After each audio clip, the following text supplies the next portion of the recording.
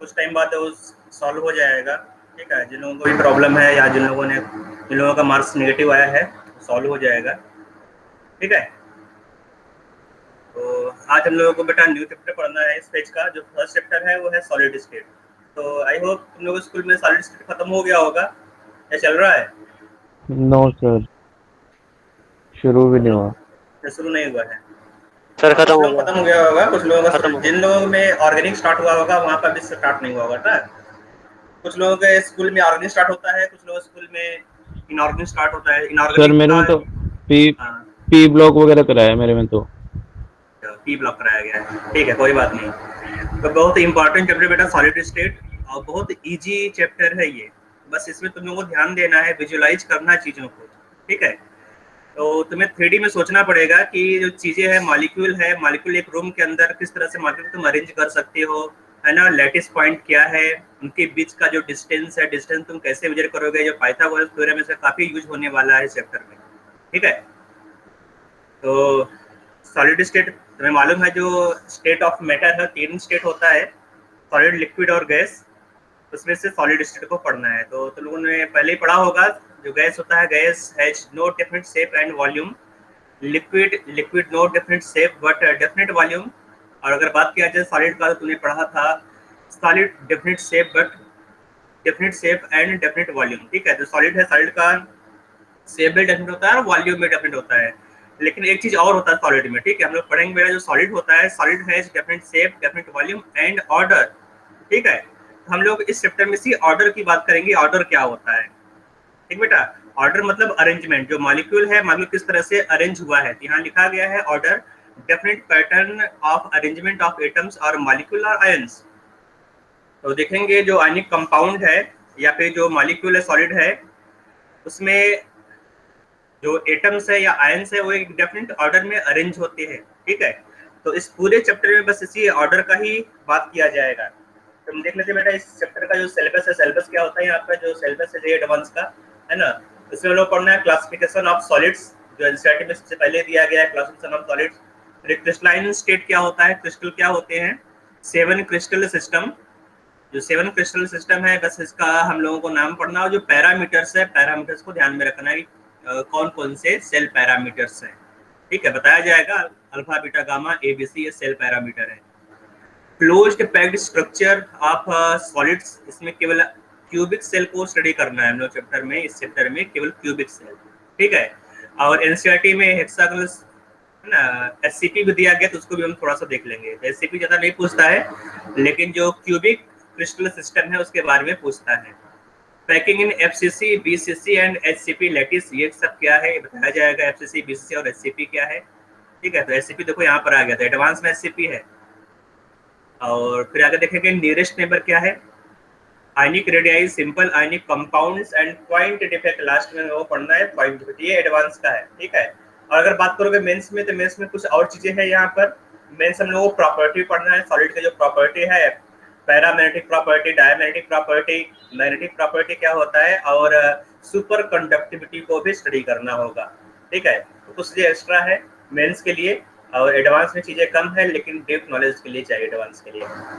तो आया था बेटा, स्टार्ट करते हैं चैप्टर को। तो हम लोग पढ़ना है यहाँ पर सॉलिड। तो सॉलिड के बारे में लोग जानते हैं पहले से। A solid is defined as that form of matter which possess rigidity and hence possess a definite shape and definite volume, unlike gases and liquid, in which the molecule are free to move about and hence constitute fluid state. In a solid, the constituent particles are not free to move but oscillate about their fixed position. तो इसमें बोला गया है कि अगर बात किया जाए गैस स्टेट का, तो गैस में मॉलिक्यूल क्या होगा, रैंडम मोशन करेगा, फ्री मोशन करेगा, है ना। तो ये ट्रांसलेटरी मोशन कर सकता है। लिक्विड में भी क्या होता है, लिक्विड में जो पार्टिकल है, लिक्विड मॉलिक्यूल के जो पार्टिकल है, वो भी क्या करेगा, वो लिक्विड के अंदर, जिसका वॉल्यूम बेटा वॉल्यूम के अंदर ही क्या करेगा, फ्री मोशन करेगा। लेकिन जो सॉलिड है, सॉलिड में जो मॉलिक्यूल है वो फ्री मोशन नहीं कर सकते, वहां पर केवल वाइब्रोनिक मोशन करता है। जो मीन पोजिशन है उसके टू एंड फ्रो क्या करेगा, वाइब्रेशन करेगा। तो यहाँ पर केवल वाइब्रोनिक मोशन होता है सॉलिड में। ठीक है, जो ट्रांसलेटरी मोशन है वो ट्रांसलेटरी मोशन यहाँ पर पॉसिबल नहीं है। तो ये हो गया सॉलिड में। ठीक है, तो ये 3 चीजें बताया गया सॉलिड, लिक्विड और गैस में। तो ये तुम लोगों ने क्लास 9th में ही पढ़ लिया होगा। आगे चलते हैं। आगे हम लोग पढ़ना है क्लासिफिकेशन ऑफ सॉलिड्स। तो क्लासिफिकेशन ऑफ सॉलिड्स में हम लोग देखेंगे 2 टाइप के सॉलिड, एक होता है अमॉर्फस सॉलिड, दूसरा होता है क्रिस्टलाइन सॉलिड। ठीक है, तो 2 टाइप का सॉलिड होता है। तो अब अमॉर्फस और क्रिस्टलाइन सॉलिड क्या होता है? अगर रेगुलर अरेंजमेंट है एटम का या मॉलिक्यूल का या कंस्टिट्यूएंट पार्टिकल्स का रेगुलर अरेंजमेंट है, मतलब एक के बाद दूसरा आ रहा है, उसके बाद तीसरा आ रहा है, तो ये पैटर्न फिक्स होना चाहिए। मतलब ए के बाद बी आ रहा है, मान लो ए के बाद बी आ रहा है, फिर ए के बाद बी आएगा, फिर ए के बाद क्या आएगा, बी आएगा। तो आप देखो यहाँ पर जो पैटर्न है वो फिक्स है। ठीक है, तो अगर इस तरह से कोई फिक्स्ड पैटर्न मिल रहा है उसको बोलेंगे क्रिस्टलाइन सॉलिड। और अगर कोई फिक्स्ड पैटर्न नहीं मिल रहा है, ए के बाद बी आ गया, बी के बाद फिर बी आ गया, फिर ए आ गया, फिर ए आ गया, फिर ए आ गया, फिर बी आ गया, फिर बी आ गया, फिर ए आ गया, फिर बी आ गया, अब यहाँ पे कोई पैटर्न फिक्स नहीं है। अगर कोई पैटर्न फिक्स नहीं है तो उसको बोलेंगे अमॉर्फस सॉलिड। अगर एक फिक्स पैटर्न में मॉलिक्यूल अरेंज है तो उसको क्या बोलोगे? उसको बोलोगे क्रिस्टलाइन सॉलिड। ठीक है, तो हम देख लेते हैं थोड़ा सा और डिटेल में कि अमॉर्फस और क्रिस्टलाइन क्या होते हैं। तो अब यहाँ पर जो अमॉर्फस सॉलिड्स है उसके बारे में बताया गया है। An amorphous solid is a substance whose constituent particle do not possess a regular orderly arrangement. For example glass, plastic, rubber, starch and protein. तो ये सब अमॉर्फस सॉलिड है। ठीक है, क्ले भी जानते हैं तुम लोग, जो मिट्टी को घोल कर जो क्ले बनाते हो, है ना, वो भी क्या है? अमॉर्फस है, क्रिस्टलाइन नहीं है। ग्लास अमॉर्फस है, प्लास्टिक, रबर, ये सब अमॉर्फस सब्सटेंस है। ठीक है, तो क्रिस्टलाइन क्या होता है? क्रिस्टलाइन भी यहाँ देख लो, है ना, यहाँ लिखा हुआ है the internal arrangement of particle is regular so they possess definite and regular geometry. तो ये हो गया क्रिस्टलाइन सब्सटेंस और ये हो गया अमॉर्फस। तो अब कैसे तुम डिस्टिंग्विश करोगे अमॉर्फस और क्रिस्टलाइन के बीच में? तो यहाँ पर ये 2 चार्ट बनाया गया है या एनसीईआरटी में दिया गया है ना। इसको लोग देखेंगे कि क्रिस्टलाइन सॉलिड क्या होता है और अमॉर्फस सॉलिड क्या होता है, कुछ प्रॉपर्टी वगैरह यहाँ पर दिया गया है। ठीक है, तो नंबर 1 पे आते हैं। यहाँ पर जो नंबर 1 प्रॉपर्टी यहाँ पर लिखा गया है, the internal arrangement of particle is regular so they possess definite and regular geometry. ठीक है, जितने भी क्रिस्टलाइन सॉलिड है उसका ज्योमेट्री डेफिनिट और रेगुलर होगा, और ऐसा अमॉर्फस के केस में नहीं होगा। ठीक है, अगर बात किया जाए मेल्टिंग पॉइंट और बॉइलिंग, अगर सॉलिड है तो सॉलिड को मेल्ट ही कर सकते हैं, बॉइलिंग पॉइंट की बात नहीं करोगे सॉलिड के लिए, है ना। तो जो सॉलिड है, सॉलिड का बॉइलिंग पॉइंट क्या होगा? शार्प होगा। और अमॉर्फस का बॉइलिंग पॉइंट शार्प नहीं होकर डिफ्यूज होता है, इसको यहाँ बोलोगे डिफ्यूज। तो अभी बता रहा हूँ शार्प और डिफ्यूज का मतलब क्या है। ठीक है, तो अब देखो शार्प मेल्टिंग पॉइंट क्या होता है, थोड़ा सा देख लेते हैं यहाँ पर, फिर आगे बढ़ेंगे, है ना। तो अगर बात किया जाए शार्प मेल्टिंग पॉइंट का, तो मेल्टिंग पॉइंट तुम कैसे निकालते हो सब्सटेंस का? तो मालूम होना चाहिए, है ना। सब्सटेंस को हम लोग क्या करते हैं, एक ट्यूब में रख देते हैं, एक कैपिलरी ट्यूब होता है उसमें रख देते हो सॉलिड को।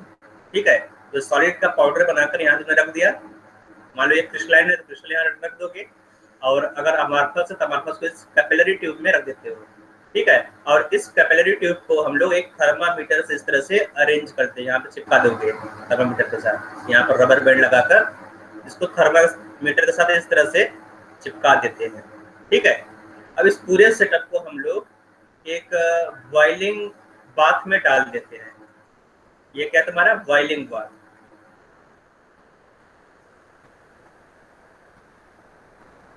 ठीक है, अब इस बॉइलिंग बात को तुम या तो डायरेक्ट हॉट प्लेट पर रख दो, है ना, इंडक्शन प्लेट पर रख दो। अब क्या होगा, जो इंडक्शन प्लेट है वो गर्म होगा, और धीमे धीमे जो हॉट प्लेट गर्म होने से ये जो लिक्विड अंदर यहाँ रखा हुआ है, लिक्विड कुछ भी हो सकता है, उसका H2SO4 हो, उसका ऑयल हो या वाटर भी हो सकता है।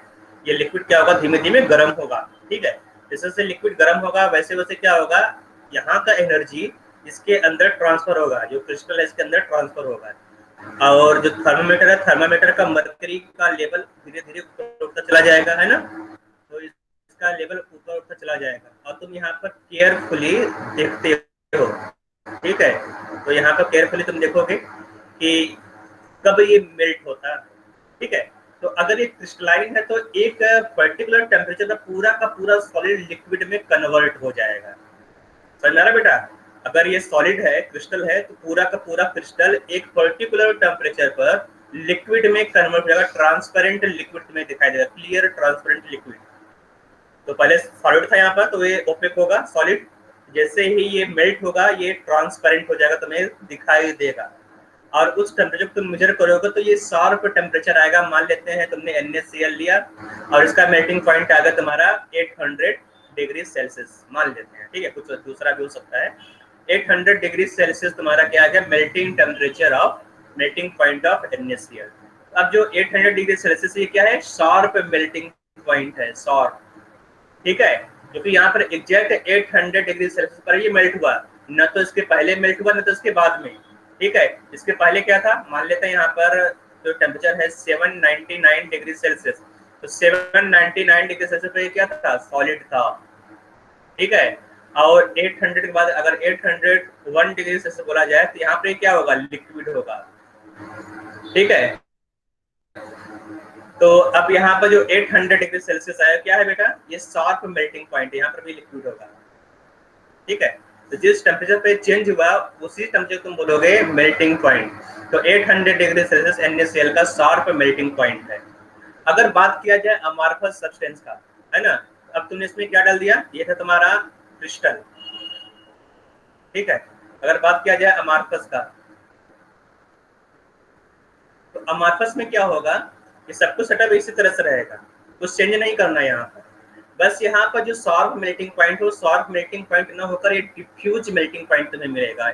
इसका मतलब क्या हुआ कि जो तुम्हारा सॉलिड था, है ना, एक टेम्परेचर पे सॉलिड है, धीमे धीमे पिघलना स्टार्ट होगा, मेल्ट होना स्टार्ट होगा, ठीक है।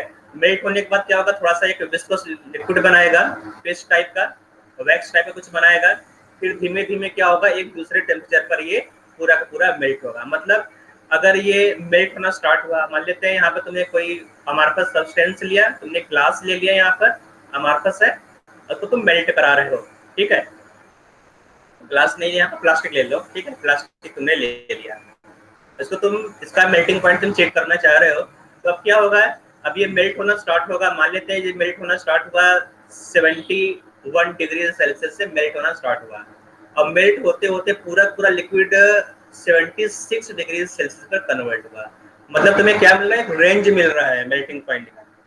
71 से स्टार्ट हुआ मेल्ट होना और 76 पर पूरा का पूरा कंप्लीटली मेल्ट हुआ, है ना। तो ये क्या मिल रहा है बेटा, एक रेंज मिल रहा है ना।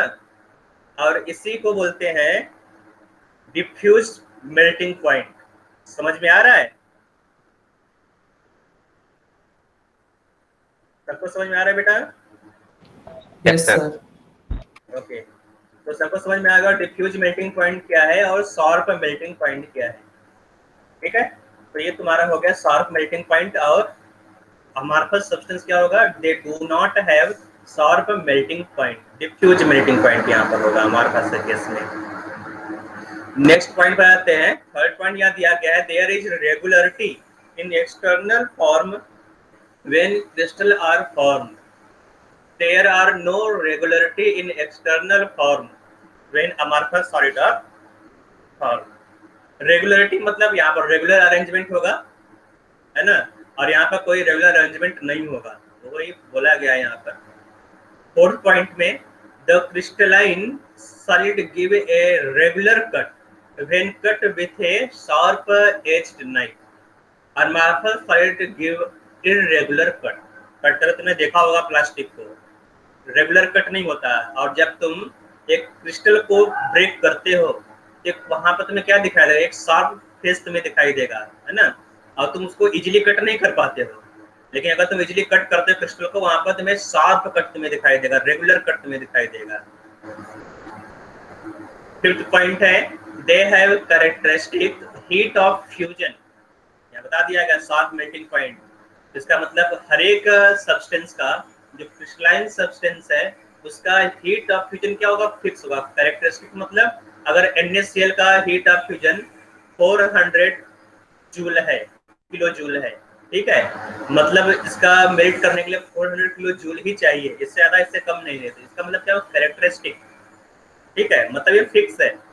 लेकिन जो अमार्फस सब्सटेंस है उसके लिए कैरेक्टरिस्टिक नहीं है, ठीक है। हीट ऑफ फ्यूजन चेंज होता रहता है, उसका कम हो सकता है, ज्यादा हो। 6 point, crystalline solids are rigid and their shape is not distorted by mild distorting forces। तो समझ में आ गया होगा, थोड़ा सा फोर्स लगाओगे तो इसका जो शेप वो चेंज नहीं होने वाला। लेकिन जो अमार्फस है, अमार्फस थोड़ा सा फोर्स लगाओ, इसका जो शेप है वो बिगड़ जाएगा। 7th, crystalline solid are regarded as true solid। Amorphous solids are regarded as super cooled liquid or pseudo solid, ठीक है। तो जो अमार्फस सब्सटेंस है उसको या तो सॉलिड बोलोगे या फिर सुपर कूल्ड लिक्विड बोलोगे। लेकिन जो क्रिस्टलाइन सब्सटेंस है वो क्या होगा, true solid. 8 point, the crystalline solids are anisotropic. ये नया वर्ड ही तुमको मिल रहा है यहाँ पर, है ना, ये इंपॉर्टेंट है, एनआइसोट्रोपिक। एंड अमार्फस सॉलिड्स आर आइसोट्रोपिक, ठीक है। तो दो चीजें तुम्हें मिल रहा है बेटा, आइसोट्रोपिक और एनआइसोट्रोपिक। इसका मतलब क्या है ना। तो अगर बात किया जाए क्रिस्टलाइन सॉलिड का, है ना, तो crystalline solids are anisotropic. This means that physical properties such as refractive index, conductivity, thermal expansion, etc. are different in different direction. This is true to orderly arrangement of particles। तो देख लेते हैं इसके बारे में ये क्या बोल रहा है, ठीक है। देखो बेटा, जो क्रिस्टलाइन सब्सटेंस है इसमें पार्टिकल क्या होगा, एक रेगुलर अरेंजमेंट में होगा। तो मैंने यहाँ पर एक क्रिस्टलाइन सब्सटेंस बना दिया इस तरह से, है ना। यहाँ पर जो पार्टिकल एक रेगुलर अरेंजमेंट में लगा हुआ है। तो अब यहाँ पर ये तुम्हारा टाइप हो गया ए, पार्टिकल ए। अगर NaCl की बात किया जाए तो एक कटायन में दूसरा आयन होगा। तो अब मैं यहाँ पर कटायन बना रहा हूँ बीच बीच में, ठीक है। तो AB टाइप का तुम्हारा एक क्रिस्टल बन गया, एक ग्रीन हो गया, दूसरा रेड है, ठीक है। तो इसका मतलब ये जो सब्सटेंस हो क्या होगा बेटा, ये जो सब्सटेंस है ये क्रिस्टलाइन सब्सटेंस होगा, क्रिस्टल होगा, है ना। एक क्रिस्टलाइन सब्सटेंस है।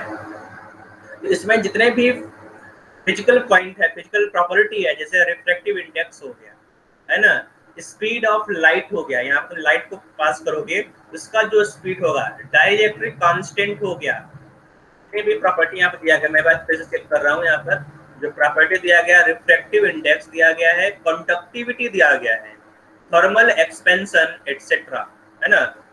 तो 2-3 पॉइंट यहाँ पर दिया गया है, थर्मल कंडक्टिविटी, एक्सपेंशन और रिफ्रैक्टिव इंडेक्स। तो रिफ्रैक्टिव इंडेक्स मेजर कैसे करते बेटा, स्पीड ऑफ लाइट से, है ना। रिफ्रैक्टिव इंडेक्स हम लोग स्पीड ऑफ लाइट, जो स्पीड ऑफ लाइट है, तो speed of light in medium divide by speed of light in space, ठीक है। तो इन दोनों जो रेशियो होता है वही होता है रिफ्रैक्टिव इंडेक्स। तूने पढ़ा होगा फिजिक्स में, पढ़ा था बेटा, Yes, speed of light in medium divide by speed of light in space. तो अब देखो ये जो speed of light in medium है ये चेंज हो जाएगा। कैसे चेंज होगा, अगर तुमने डिफरेंट डायरेक्शन लिया, तुमने क्या किया, इस डायरेक्शन से तुम पास कर रहे हो लाइट को, है ना, यहाँ पे इस तरह से पास कर रहे हो। अब यहाँ पे देखो जो इंटरेक्शन है पार्टिकल का, एक इस तरह जो ग्रीन वाला इस साइड है ना, और जो रेड वाला है इस लाइट की इस साइड, एक साइड है ना। तो अब यहाँ पर जो इंटरेक्शन वो अलग आएगा। और अगर तुम इस तरह से इस डायरेक्शन तुम मेजर कर रहे हो इस तरह से, तो अब तुम देखोगे 1 बाय 1 एक बार ग्रीन से इंटरेक्ट करेगा, फिर रेड से, फिर ग्रीन, फिर रेड, फिर ग्रीन, इस तरह से इंटरेक्ट करेगा। एक मैं तीसरा डायरेक्शन ले रहा हूँ, देखो इस तरह से, है ना। अब तुम देखोगे यहाँ पर जो लाइट है, लाइट इंटरेक्ट कर रहा है ग्रीन ग्रीन ग्रीन ग्रीन से। एक और भी तुम ले सकते हो बेटा इस तरह से, है ना, यहाँ पर तुम इस तरह से पास करो लाइट को, जो लाइट है केवल रेड वाले से इंटरेक्ट कर रहा है। तो अगर तुम डायरेक्शन को चेंज कर रहे हो तो इंटरेक्शन ऑफ पार्टिकल भी अलग अलग हो रहा है ना। जो लाइट है, लाइट अलग अलग टाइप के पार्टिकल से इंटरेक्ट कर रहा है। तो अगर इंटरेक्शन अलग अलग हो रहा है तो ये जो स्पीड ऑफ लाइट है वो भी डिफरेंट हो जाएगा, है ना। समझ में आ रहा है बेटा? यहाँ पे देखोगे तो ये जो मीडियम है वो चेंज हो गया। यहाँ पे जो मीडियम है केवल केवल जो है रेड मीडियम है, रेड पार्टिकल का मीडियम है। यहाँ देखो, यहाँ पर जो मीडियम है वो ग्रीन पार्टिकल का मीडियम है। यहाँ पे देखोगे तो ये कॉम्बिनेशन है रेड ग्रीन का, ठीक है। तो यहाँ पर जो कॉम्बिनेशन है, जो पार्टिकल का अरेंजमेंट है वो अलग है, इसलिए स्पीड ऑफ लाइट भी चेंज हो जाएगा, तो रिफ्रैक्टिव इंडेक्स भी चेंज हो जाएगा। इसका मतलब जो क्रिस्टलाइन सब्सटेंस है, क्रिस्टलाइन सब्सटेंस जितने भी फिजिकल प्रॉपर्टी है, न्यू हो गया है ना, और जो थर्मल एक्सपेंशन होता है, थर्मल कोएफिशिएंट ऑफ एक्सपेंशन, जितनी भी प्रॉपर्टी यहाँ पर है वो सब चेंज हो जाएगा, ठीक है। इसको बोलते हैं एनाइसोट्रोपिक, मतलब अलग अलग डायरेक्शन में अलग अलग प्रॉपर्टी, ठीक है। इसलिए उसको एनाइसोट्रोपिक सब्सटेंस बोलते हैं क्रिस्टलाइन सॉलिड को। अगर बात किया जाए अमारफस का, तो अमारफस क्या है? आइसोट्रोपिक, है ना। तो यहाँ पर जो भी फिजिकल प्रॉपर्टी है ना, physical property are same in all direction, क्योंकि यहाँ पर कोई डायरेक्शनल प्रॉपर्टी नहीं है। जो तुम्हारा अमारफस सब्सटेंस है, अमारफस सब्सटेंस कैसा होता है? अमारफस सब्सटेंस में इररेगुलर शेप होगा, इतना ना इररेगुलर होगा, मतलब अगर ओवरऑल यहाँ पर वेक्टर निकालोगे तो रिजल्टेंट क्या होगा? रिजल्टेंट यहाँ पर वेक्टर क्या होगा? 0 होगा। मान लेते हैं यहाँ पर एक का अप है, दूसरे का डाउन है, तीसरे का इस साइड है, चौथे का इस साइड है। जो रिजल्टेंट निकालोगे ओवरऑल रिजल्टेंट 0 होगा। तो कोई भी डायरेक्शन लो, एक्स वाई जेड, जो प्रॉपर्टी वो सेम आएगा, रिफ्रैक्टिव इंडेक्स का प्रॉपर्टी सेम आएगा, ठीक है। इसी बोलते हैं आइसोट्रोपिक। आइसो मतलब सेम, जो प्रॉपर्टी है हर एक डायरेक्शन में अगर सेम होगा तो आइसोट्रोपिक प्रॉपर्टी बोलोगे, ठीक है। और अगर जो प्रॉपर्टी है अलग अलग डायरेक्शन पर डिपेंड कर रहा है, तुमने डायरेक्शन को चेंज किया और प्रॉपर्टी चेंज हो गया, उसको बोलोगे एनाइसोट्रोपिक सब्सटेंस। तुमने क्लास 11th में पढ़ा होगा, क्लास 11th में तुमने पोलरीमीटर में सब्सटेंस डाला था, पोलरीमीटर ट्यूब में, है ना। तो वहां पर तुमने क्या मेजर किया था बेटा? यहाँ पर तुमने प्लेन पोलराइज्ड लाइट का रोटेशन मेजर किया था, ठीक है। तो पीपीएल तुम कैसे क्रिएट करते हो प्लेन पोलराइज्ड लाइट? तुमने पढ़ा होगा जो ऑर्डिनरी लाइट होता है उसको तुम एक निकोल प्रिज्म से पास करते हो, ठीक है। जब निकोल प्रिज्म से पास करते हो, जो पीपीएल है वो क्या हो जाता है बेटा? सॉरी, जो ऑर्डिनरी लाइट है वो पीपीएल में चेंज हो जाता है ना। तो ये जो निकोल प्रिज्म है ये है क्या बेटा? ये क्रिस्टलाइन सब्सटेंस है, ठीक है। अगर इसका सर कौन से चैप्टर में था 11th के? तुम 11th क्लास में हो या 12th में हो? नहीं सर, 12th में भी कौन से चैप्टर में है ये तुम लोगों ने नहीं पढ़ा बेटा? ओके सर, नो सर, अभी तक तो नहीं पढ़ा कोई सर। बात नहीं, तो मैं इसको स्किप कर देता हूँ अगर नहीं पढ़ाया गया तो। ये बेटा तुमने पढ़ा होगा, अगर नहीं पढ़ा है तो पढ़ा दिया जाएगा यहाँ पर, ठीक है। चैप्टर का नाम है isomerism, optical isomerism. Sir optical तो हमारा कहा था कि हमें बाद में पढ़ाएंगे। अच्छा ठीक है, तो इस 12th चैप्टर में। में तो पढ़ाया जाएगा, ठीक है, कोई बात नहीं। तो मैं इसको स्किप कर देता हूँ, उसको जब पढ़ाऊंगा तो बता दूंगा निकोल प्रिज्म क्या होता है। ओके, तो ये समझ में आ गया कि क्रिस्टलाइन सब्सटेंस क्या होता है, अमारफस सब्सटेंस क्या होता है। इसका एक स्क्रीनशॉट ले लिया होगा तुम लोगों ने, स्क्रीनशॉट इसका ले लो, ठीक है। क्योंकि जो एनसीईआरटी में एक साइट नहीं बनाया गया, वहाँ पे एक पैराग्राफ में दिया गया है, तो इस तरह से बना लो। तो यूजेज ऑफ अमारफस सॉलिड्स, कुछ यूजेज भी इसका देख लेते हैं, है ना। बहुत सारा यूज होता है अमारफस सॉलिड का। तो जो यूज है यहाँ पे देखो, amorphous solid such as glass, plastic are very important material and are widely used in construction, houseware, laboratory ware etcetera. Amorphous silica is likely to be the best material for converting sunlight into electricity, photovoltaic cell. Another well-known amorphous solid is rubber, which is used in making tires, shoe, etc. तो बहुत ही simple सा use इसका है, बस तुम्हें material मालूम हो जाए कि क्या मटेरियल है। अमारफस सब्सटेंस क्या है? रबर हो गया, तो रबर का यूज में मालूम है। ग्लास का यूज में मालूम है ना। तो अगर तुम्हें मालूम चले कि क्या क्या होता है अमारफस सब्सटेंस, उसका यूज तुम बताते जाओगे। तो उसको क्लोज करते हैं चैप्टर को। यहाँ पर आते हैं बेटा, नेक्स्ट पॉइंट बताते हैं बेटा। नेक्स्ट पॉइंट यहाँ पर है क्रिस्टलाइन सॉलिड, है ना। तो क्रिस्टलाइन सॉलिड बता दिया गया कि क्रिस्टलाइन सॉलिड होता क्या है। The internal arrangement of particles is regular, so they possess definite and regular geometry. Classification of solids. जो क्रिस्टलाइन सॉलिड है उसको अलग अलग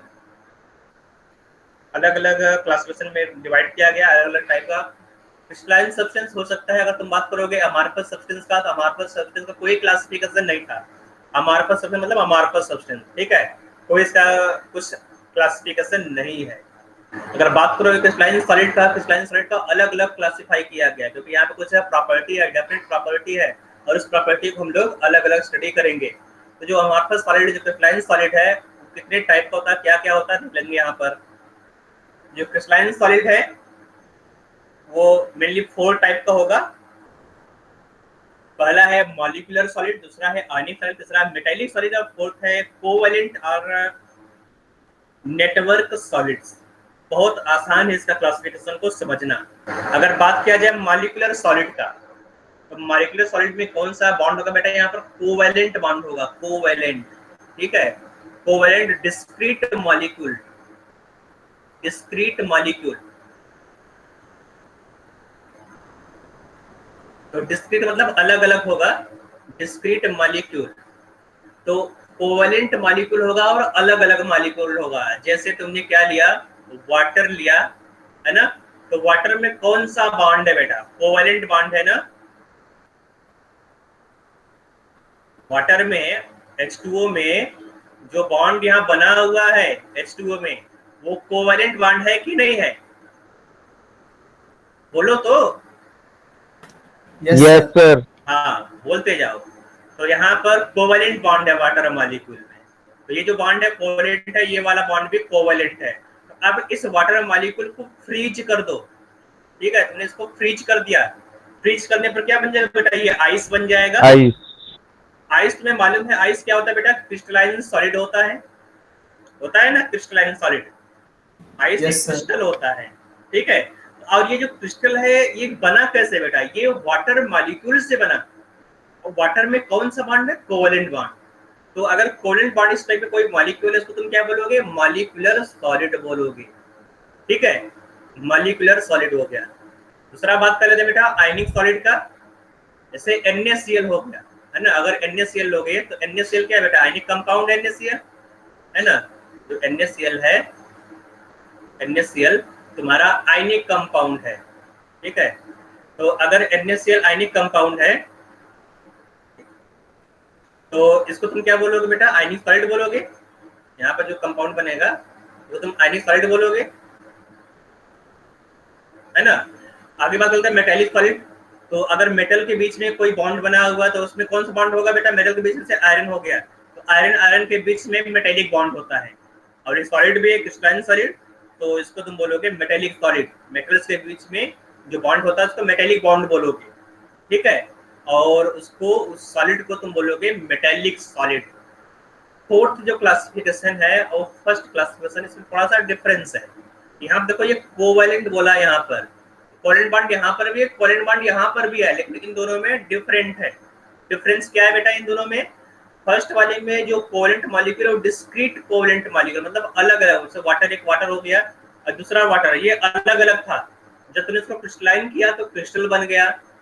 लेकिन जो कोवैलेंट जॉइंट नेटवर्क है, जो कोवैलेंट मॉलिक्यूल है, इसमें, है ना, जो मॉलिक्यूल है वो क्या होगा, एक दूसरे से जुड़ा रहेगा, वो अलग, हाँ, वो अलग अलग नहीं हो सकता, ठीक है। जैसे यहाँ पर देखो ये क्या है बेटा तुम्हारा, तो उसको ध्यान से देखोगे तो ये मैं बना रहा हूँ क्रिस्टल ऑफ डायमंड, है ना। तो डायमंड का क्रिस्टल है इस तरह से, ठीक है। डायमंड कुछ इस तरह से होगा बेटा। तो यहाँ पर जो कार्बन है, कार्बन 4 बॉन्ड बनाएगा, 1 2 3, देखो 1 2 3 4, ठीक है। इस कार्बन देखो यहाँ पर एक बॉन्ड कितना बॉन्ड बना रहा है, ये वाला 1 2 3 4, है ना।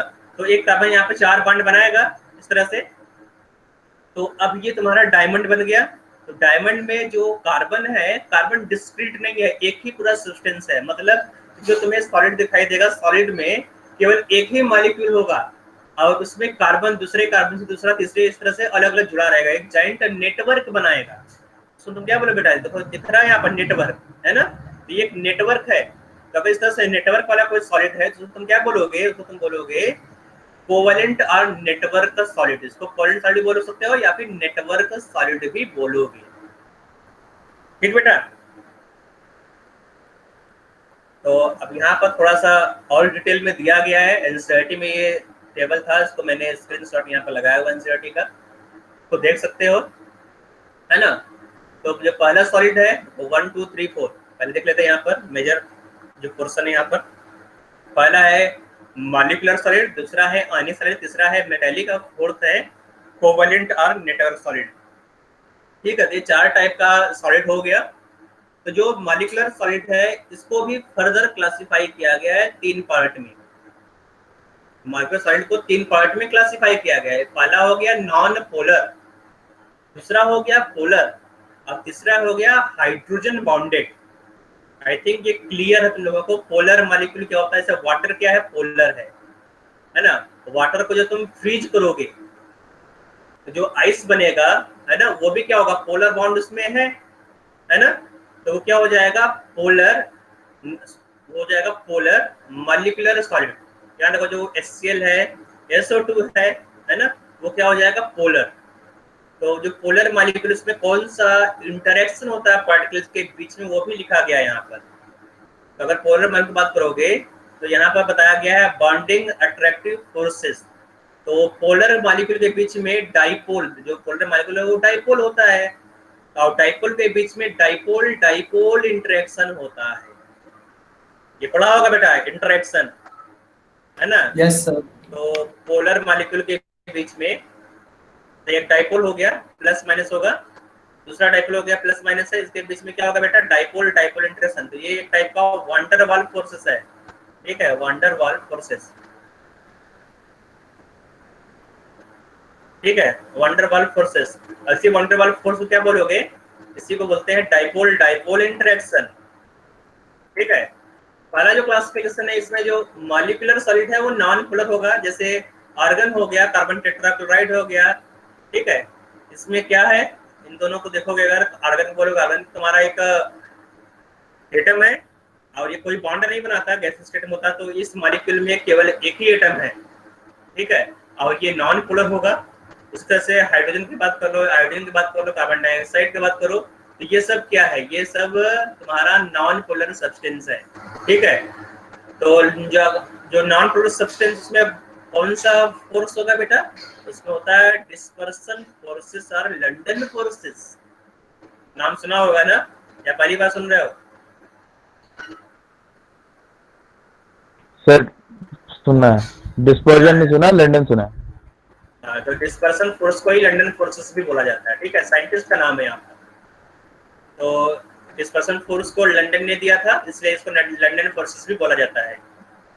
तो तुम्हें मालूम है कि जो नॉन पोलर सब्सटेंसेस, तुमने कार्बन टेट्राक्लोराइड ले लिया, जो कार्बन टेट्राक्लोराइड है ये नॉन पोलर सब्सटेंस है। ठीक है, इसमें कहीं पर भी पोलरिटी नहीं है। अगर इसका डाइपोल रिजल्टेंट डाइपोल वेक्टर बनाओगे यहाँ पर, तो रिजल्टेंट डाइपोल मोमेंट यहाँ पर 0 आएगा। इसका मतलब जो कार्बन टेट्राक्लोराइड क्या बेटा, नॉन पोलर है। ठीक है, नॉन पोलर सब्सटेंस है। ठीक है, तो ये नॉन पोलर हो गया। ठीक है बेटा, तो अब इनके बीच में जो फोर्स होगा, कैसा फोर्स होगा, तो एक कार्बन टेट्राक्लोराइड में ले लिया, ये दूसरा कार्बन टेट्राक्लोराइड है, तो अब यहाँ पर क्या होगा, एक इंस्टेंटेनियस डाइपोल बनाएगा। मतलब कि इसमें जो इलेक्ट्रॉन क्लाउड है एक साइड शिफ्ट हो जाएगा। जैसे इलेक्ट्रॉन क्लाउड शिफ्ट हुआ, यहाँ पर मोमेंटरली यहाँ पर एक डाइपोल, एक वीक डाइपोल क्रिएट होगा। जैसे ही वीक डाइपोल क्रिएट होगा, वैसे ही ये जो सेकंड मॉलिक्यूल है ये भी इंड्यूस हो जाएगा, है ना, ये इंड्यूस्ड हो जाएगा। जब ये इंड्यूस होगा बेटा, तो अब क्या होगा, फर्स्ट तो पहले से था यहाँ पर डाइपोल, सेकंड भी इंड्यूस होगा, डाइपोल बना लिया, तो थर्ड भी क्या होगा, इस तरह से इंड्यूस होकर डाइपोल बना लेगा। तो इस तरह से जितने भी मॉलिक्यूल है सब के सब क्या होगा, इंड्यूस डाइपोल बना लेगा, है ना, इंडक्शन के थ्रू यहाँ पर डाइपोल बन जाएगा। तो इस फोर्सेस को तुम क्या बोलोगे, ये परमानेंट डाइपोल नहीं है बेटा, है ना। तो डाइपोल है, फिर खत्म हो जाएगा डाइपोल, कभी डाइपोल रहेगा कभी नहीं रहेगा, टेम्पररी डाइपोल है। अगर टेम्पररी डाइपोल मोमेंट बना रहा है, डाइपोल अगर है, तो वहां पर जो फोर्सेस होगा उसको लंदन फोर्सेस बोलोगे। ठीक है, ये होता है लंदन फोर्सेस। और किस तरह है, हाइड्रोजन बॉन्डेड। वाटर वाले तुम्हें मालूम आइस क्या होता है, आइस पोलर है, इसमें हाइड्रोजन बॉन्ड है, तो अगर हाइड्रोजन बॉन्ड है तो उसको तुम बोलोगे हाइड्रोजन बॉन्डेड मॉलिक्यूलर सॉलिड। ठीक है, इसके बाद में इसका फिजिकल नेचर भी दिया गया है। ये सॉफ्ट होगा दोनों, और ये क्या होगा, हार्ड होगा। और जो मॉलिक्यूलर सॉलिड होता है वो इंसुलेटर होता है, ठीक है। तो इलेक्ट्रिकल कंडक्टिविटी यहाँ पर जीरो होगा। इंसुलेटर मतलब इलेक्ट्रिसिटी को कंडक्ट नहीं करेगा। मेल्टिंग पॉइंट किसका ज्यादा होगा बेटा, अगर नॉन पोलर है तो मेल्टिंग पॉइंट इसका बहुत ही कम होगा, मतलब जो मॉलिक्यूलर सॉलिड इसका मेल्टिंग पॉइंट कम होगा। देखो अगर तीनों चारों में जो मॉलिक्यूलर सॉलिड है, मॉलिक्यूलर सॉलिड का मेल्टिंग पॉइंट सबसे कम, और सबसे ज्यादा किसका होगा बेटा, कोवेलेंट, कोवेलेंट मॉलिक्यूल का मेल्टिंग पॉइंट सबसे ज्यादा होगा, है ना। जो मेल्टिंग पॉइंट यहाँ पर स्लाइटली आप देखोगे तो धीमे धीमे यहाँ पर इंक्रीज हो रहा है, सबसे पहले सबसे कम, फिर high, fairly high and very high, ठीक है। दूसरा टाइप का जो सॉलिड है, आयनिक सॉलिड बता दिया गया था, कोलम्बिक फोर्स यहाँ पर होगा, एग्जांपल दिया गया है। ये इंसुलेटर होगा, लेकिन अगर तुम इसको डिजॉल्व कर दोगे वाटर में एक्वस सॉल्यूशन में तो क्या होगा बेटा, कंडक्टर। मोल्टेन स्टेट में क्या होगा, इलेक्ट्रिसिटी को कंडक्ट करेगा, मेल्टिंग पॉइंट इसका हाई होता है। थर्ड पॉइंट है मेटेलिक मेटल्स, जैसे आयरन हो गया, ठीक है, आयरन हो गया, कॉपर हो गया, ब्रास हो गया, सब क्या है, तो तुम्हारा मेटेलिक सॉलिड है, ठीक है। तो यहाँ पर कंस्टिट्यूएंट पार्टिकल क्या होगा, positive ions in a sea of delocalized electron. तो मेटेलिक बॉन्ड इस तरह से बनता है बेटा, है ना। तो मेटेलिक बॉन्ड में क्या होता है कि जो पॉजिटिव आयंस है वो इलेक्ट्रॉन सी में होता है, यहाँ पे इलेक्ट्रॉन सी होगा, ठीक है। इलेक्ट्रॉन सी मॉडल यहाँ बताया गया, इलेक्ट्रॉन सी में पॉजिटिव चार्ज से डिप रहता है, ठीक है। तो इस तरह से मेटेलिक सॉलिड बनेगा। और मेटेलिक बॉन्डिंग यहाँ पर होगा, एग्जांपल दिया गया है, hard but malleable and ductile. जो फिजिकल नेचर है बहुत ही हार्ड होगा, और डक्टाइल मतलब इसको तुम खींच कर लंबा लंबा वायर बना सकते हो, डक्टाइल बना सकते हो, डक्टाइल नेचर को बोलते हैं, ठीक है। कंडक्टिविटी, तो यहाँ पर इलेक्ट्रॉन सी है, तो इलेक्ट्रॉन के थ्रू यहाँ पर इलेक्ट्रिसिटी पास होगा। एक कंडक्टर है, मेल्टिंग पॉइंट फेयरली हाई, मालूम है जो मेटल होता है मेटल का मेल्टिंग पॉइंट ज्यादा होता है। फोर्थ पॉइंट है यहाँ पर कोवेलेंट नेटवर्क। कोवेलेंट नेटवर्क में जो कंस्टिट्यूएंट पार्टिकल मैंने बताया था, तुमने एग्जांपल लिया था डायमंड का, ये डायमंड यहाँ पर दिया गया है, ठीक है। कोवेलेंट बॉन्डिंग यहाँ पर होगा, यहाँ पर भी कोवेलेंट बॉन्डिंग है, ठीक है। नेक्स्ट यहाँ देखोगे एग्जांपल दिया गया है क्वार्ट्ज, और यहाँ पर SiC, carbon diamond, aluminium nitride, graphite. Hard होगा यहाँ पर, देखो यहाँ पर जो फोर्सेस होगा, जो नेचर होगा, है ना, वो अलग अलग नेचर होगा। यहाँ देखो क्या है, फिजिकल नेचर, तो यहाँ पे कुछ हार्ड होता है, कुछ सॉफ्ट होता है। जैसे यहाँ बात करोगे अगर इन तीनों का, क्वार्ट्ज का, कार्बोरंडम का, ये SiC है, कार्बोरंडम्स को बोलते हैं, कार्बोरंडम का, क्वार्ट्ज का, तो क्वार्ट्ज हो गया, कार्बोरंडम हो गया, कार्बन डायमंड, ये तीनों हार्ड होता है। और बात करो ग्रेफाइट का, ग्रेफाइट एक अपवाद है बेटा, ग्रेफाइट क्या होता है, सॉफ्ट होता है, एक्सेप्शन है, ठीक है। और अगर बात किया जाए इलेक्ट्रिकल कंडक्टिविटी, तो इलेक्ट्रिकल कंडक्टिविटी में मालूम है कि ये तीनों जो ऊपर वाले हैं ये इंसुलेटर होते हैं। मेनली जो कोवेलेंट सॉलिड होता है वो इंसुलेटर होता है। तो यहाँ पर जो एक्सेप्शन है ना, तो ग्रेफाइट एक एक्सेप्शन, इसमें केवल एक ग्रेफाइट ही एक्सेप्शन है जो कंडक्टर होता है, ठीक है। और इसका मेल्टिंग पॉइंट क्या होगा, वेरी हाई होगा। इसमें किसी पॉइंट में डाउट है तो पूछ सकते हो, ये एनसीईआरटी में दिया गया है, ठीक है। तो एनसीईआरटी तुम लोग देख सकते हो, यहाँ पर इसको मैंने एक्सप्लेन कर दिया यहाँ पर जो पॉइंट्स है, और बहुत इंपॉर्टेंट पॉइंट है। यहाँ से क्वेश्चन अराइज होता है बेटा, मेंस में तुम देखोगे, मेंस के पेपर में यहाँ पर करीब जो है 4-5 क्वेश्चन पूछा जा चुका है 2 साल के अंदर, ठीक है। तो आगे चलते हैं, यहाँ पर आगे है स्पेस लैटिस और क्रिस्टल लैटिस। तो यहाँ पर समझ में आ गया होगा ये सब क्या होता है ना। हम लोग आगे बात करेंगे स्पेस लैटिस के बारे में। तो ये क्लासिफिकेशन ऑफ सॉलिड हो गया, सॉलिड कितने टाइप का होता है, क्या क्या प्रॉपर्टी होता है, क्रिस्टलाइन सॉलिड क्या होता है, अमॉर्फस सॉलिड क्या होता है, ये बता दिया गया है। अब आते हैं जो क्रिस्टलाइन सॉलिड है उसमें एटम किस तरह से अरेंज होते हैं उसके बारे में पढ़ लेते हैं, ठीक है। एटम का जो अरेंजमेंट हो कैसा है, कैसे अरेंज होते हैं एटम, है ना। तो यहाँ पर दिया गया है स्पेस लैटिस और क्रिस्टल लैटिस। तो उस अरेंजमेंट को पढ़ने से पहले हम लोग समझेंगे स्पेस लैटिस क्या होता है। तो यहाँ पर इस जो क्रिस्टलाइन सब्सटेंस है उसको स्टडी करने के लिए हम लोग स्पेस लैटिस को डिफाइन करते हैं। तो स्पेस लैटिस क्या होता है, Space lattice may be defined as a regular three-dimensional arrangement of identical point in space, or it can be defined as array of points showing how molecules, atoms, or ions are arranged at different sites in three-dimensional space. ठीक है, अब देखो यहाँ पर एक space lattice बनाया गया। मैं इसको कॉपी करके यहाँ पर मैं लिख रहा हूँ, बना रहा हूँ यहाँ पर।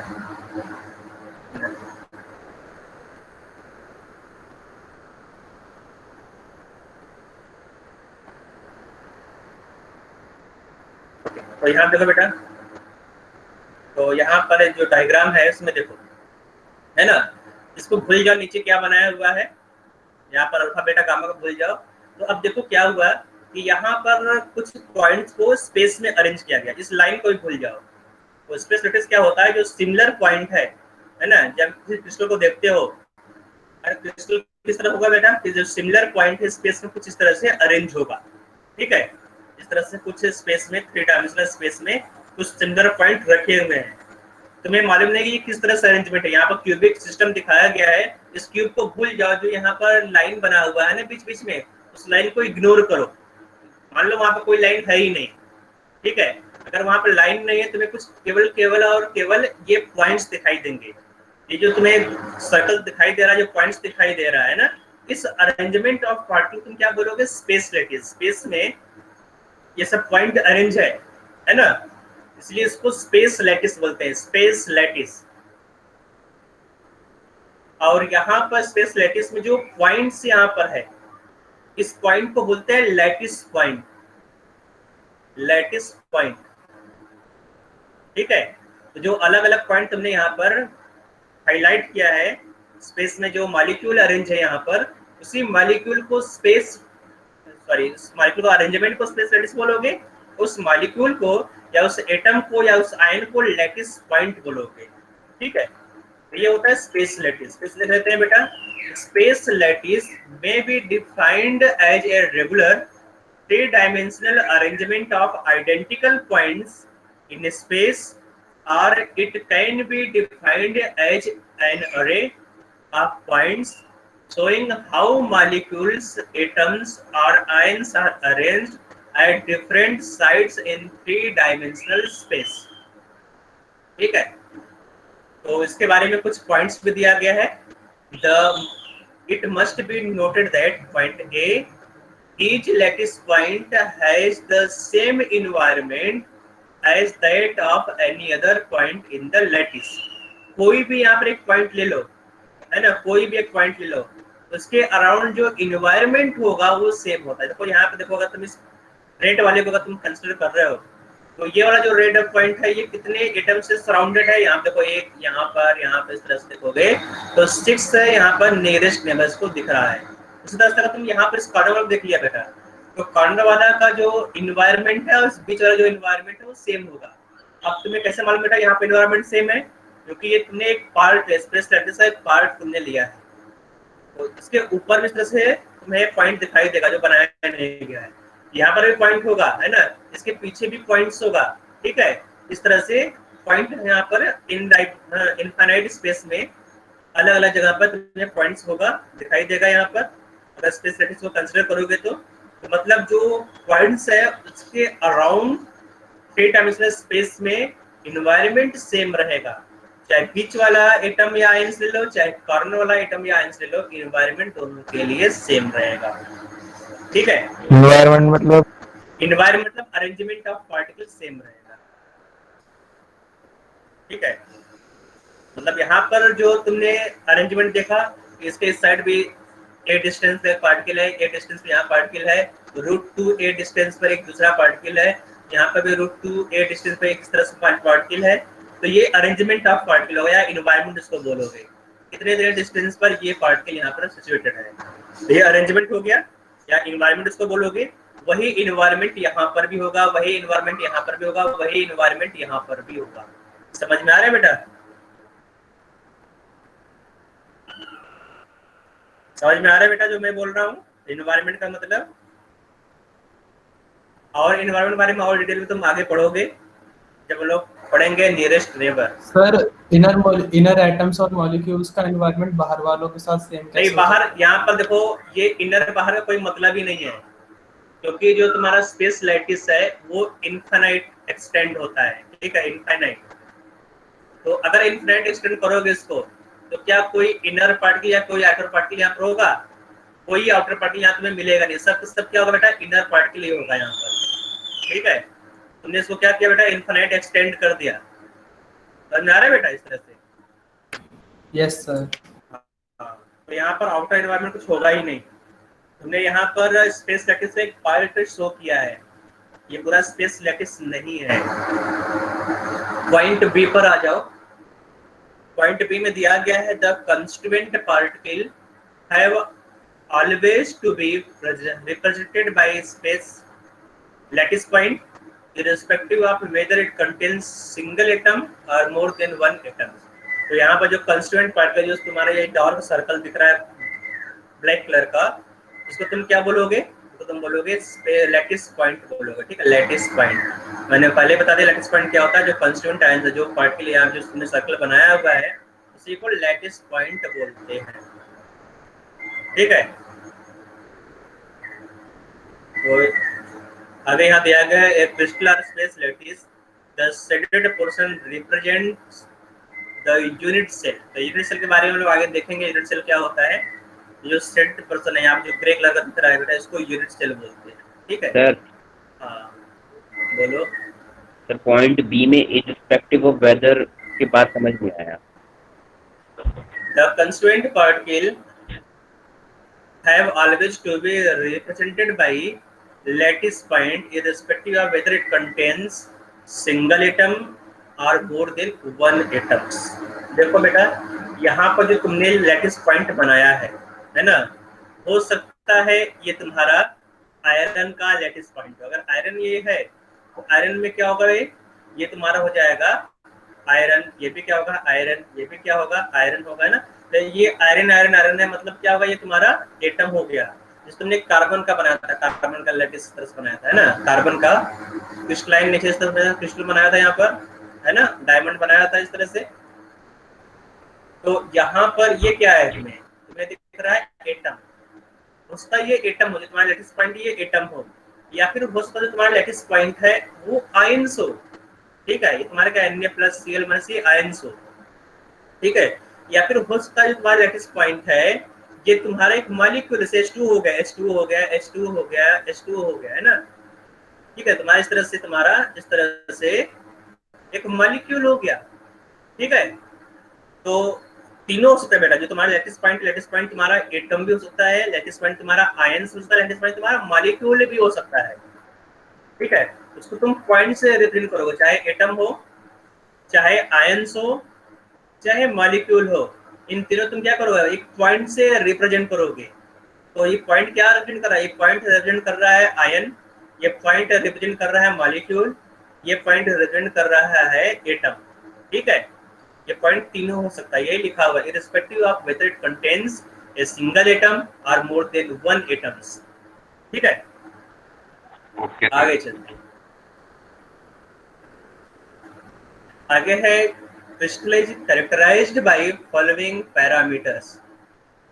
जो क्रिस्टल है ना, जो तुम्हारा स्पेस लैटिस है, उसके कुछ कैरेक्टरिस्टिक्स हैं, कुछ चीजें समझने के लिए यहाँ पर। पहला है फेसेस, ठीक है। तो जो क्रिस्टल बेटा, क्रिस्टल का एक फेस होगा। तो फेस क्या होगा बेटा, तुमने क्रिस्टल यहाँ पर लिया, ये तुम्हारा क्या, जो वॉल तुम्हें दिख रहा है क्रिस्टल का, इस वॉल को तुम क्या बोलोगे, इसको तुम बोलोगे फेस। तो जितने भी क्रिस्टल है, क्रिस्टल का एक फेस होगा, ठीक है। तो ये जो क्रिस्टल तुमने बनाया यहाँ पर, जो कॉर्नर जो एज यहाँ पर दिख रहा है, यहाँ पर देखो, ये तुम्हारा जो वॉल दिख रहा है, अलग अलग वॉल्स तुमने क्रिस्टल बनाया, यहाँ पे एक वॉल ये हो गया, एक वॉल ये हो गया, इस वॉल को तुम बोलोगे फेस, ठीक है। जो वॉल होता है उसको फेस बोलोगे। दूसरा क्या होता है, एज। जब दो वॉल मिलते हैं, कि हमारा ये वाला वॉल हो गया, दूसरा ये वाला वॉल, जब दो वॉल मिलते हैं बेटा, उस इंटरसेक्शन पॉइंट पर, है ना, उस इंटरसेक्शन पॉइंट को तुम क्या बोलोगे, एज। जहां पर भी दो वॉल मिलेगा, ठीक है, उसको तुम क्या बोलोगे, तो तुमने यहाँ पर ये ले लिया, ठीक है, इस तरह से। जहां पर भी दो वॉल मिलेगा वहां पर तुम्हें एज दिखाई देगा। तीसरा है इंटरफेसियल एंगल, ठीक है, इंटरफेसियल एंगल। तो दो वॉल के बीच में जो एंगल है उस एंगल को इंटरफेसियल एंगल बोलोगे। एक वॉल ये हो गया तुम्हारा, है ना, दूसरा वॉल ये हो गया, तो यहाँ पे जो अल्फा बीटा गामा है तुम क्या बोलोगे, इंटरफेसियल एंगल। तो तीन कैरेक्टरिस्टिक्स है, फेस, एज और इंटरफेसियल एंगल। तो फेस क्या होगा बेटा, जो वॉल होता है क्रिस्टल का उस वॉल को तुम फेस बोलोगे।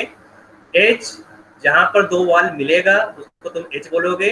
इंटरफेसियल एंगल, दो जो एंगल होगा उसको इंटरफेसियल एंगल बोलोगे। ठीक है, तो काफी क्लियर है चीजें। अब यहाँ पर जो तुमने लैटिस बनाया है, स्पेस लैटिस, इस स्पेस लैटिस को तुमने बनाया कैसे है, इस लैटिस को तुम कैसे बना रहे हो? लैटिस मतलब यहाँ पर इनफाइनाइट, ये तुम्हारा इनफाइनाइट एक्सटेंड होगा, यहाँ पर इनफाइनाइट, यहाँ पर इनफाइनाइट, ऊपर भी हर जगह ये इनफाइनाइट एक्सटेंड होगा, तो ये लैटिस।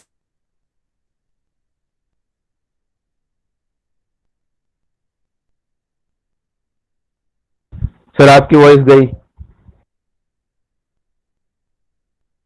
रहे हो, है ना, ये स्मॉलर क्यूब है यहाँ पर, ये वाला, इसी क्यूब को तुम बार बार रिपीट करते जा रहे हो। यहाँ पर एक हो गया, इसके पीछे एक हो गया, है ना, एक यहाँ पर हो गया, इसके पीछे एक हो गया, ठीक है, इसे तुम बार बार रिपीट करते चले जा रहे हो। तो यहाँ पे तुमने एक ही यूनिट को बार बार रिपीट कर रहे हो। जो स्मॉलेस्ट यूनिट है उसी स्मॉलेस्ट यूनिट को, स्मॉलेस्ट रिपीटिंग यूनिट को हम लोग बोलते हैं यूनिट सेल। ठीक है, तो जो स्मॉलेस्ट रिपीटिंग यूनिट है इसके बारे में लिखा हुआ है यहाँ पे, unit cell.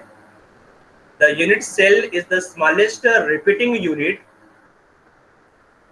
in space lattice, which when repeated over and over again result in a crystal of the given substance.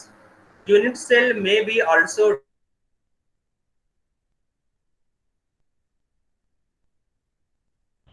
Hello sir, आवाज नहीं आ रही। हेलो सर, आवाज नहीं आ रही।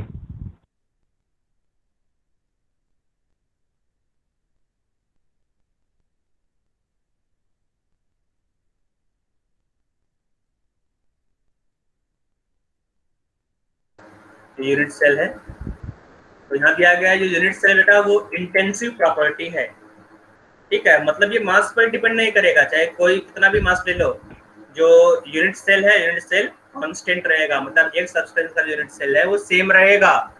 इसलिए सर पीछे करना, थोड़ा कुछ समझ नहीं आया, वो आपकी स्क्रीन चली गई थी, पॉज हो गई थी।